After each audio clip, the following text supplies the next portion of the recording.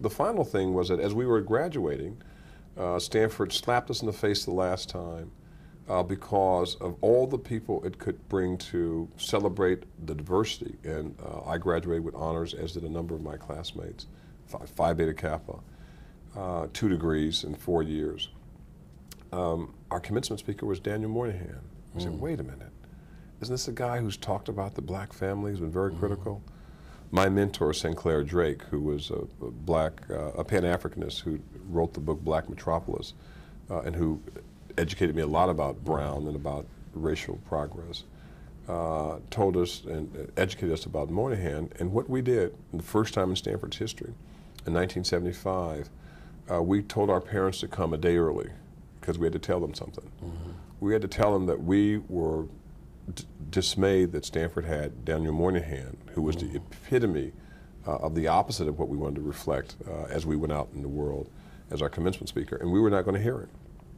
And what we did, we said, we want to have a graduation so we can show you our pride for you, single parents, people who did not have formal education, none who had gone to predominantly white institutions, some had gone to HBCUs.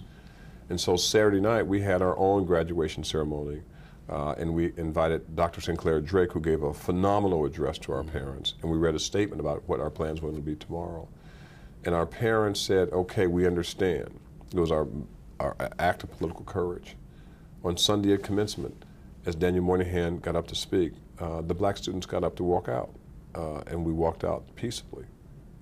And then the Chicano students got up, and then white students got up, and then our parents got up. And our relatives got up, and these hundreds of people walked out of commencement peaceably and quietly. And it was amazing to not just see this stream of black people, but to also see Richard Kelly, a white friend of my in our class, 7'1" on the Stanford basketball team. I said, Richard Kelly, what are you doing? He said, I'm with the brothers, right? And he marched out. But another Atlantan marched out, and it shocked me. Her name was Ruby Edwards. She was very active with Dr. King. Her daughter, Belinda Edwards, was in our class.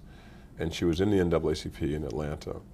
And she said, help me, boy. I said, what? She said, hold my arm. I'm walking out with you. I said, ma'am, you don't have to go. You know, your granddaughter's graduating. She says, no, I've been doing this before you were born. And if you kids are doing this, I'm with you. And she grabbed my arm, and we marched out. And it was a moment to see someone like that join it and believe in it, because she'd been on the streets, she'd been in the struggle, and she said, I'm going to lift you up. I have to say that made the graduation special and memorable.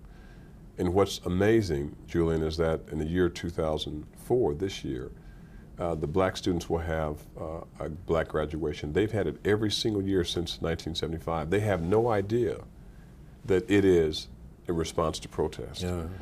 Every year, hundreds of black students, undergraduate and graduates, have a Saturday night ceremony, hundreds of family members, and they come up, and each graduate gets a kente cloth.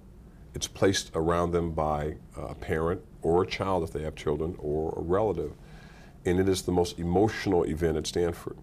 And now it's a celebration, but it started out the struggle, and that to me is a testament to the fact that Brown meant something, and that we now value the fact that we are at Stanford, but we are also part of a larger black nation that has to celebrate our history, remember our past, and to grow from it. And so it's that 1975 march at Stanford that led me to Harvard Law School, but it's the fact that students continue to do it decades later means that there's still a reflection on, it's not just graduating from Stanford.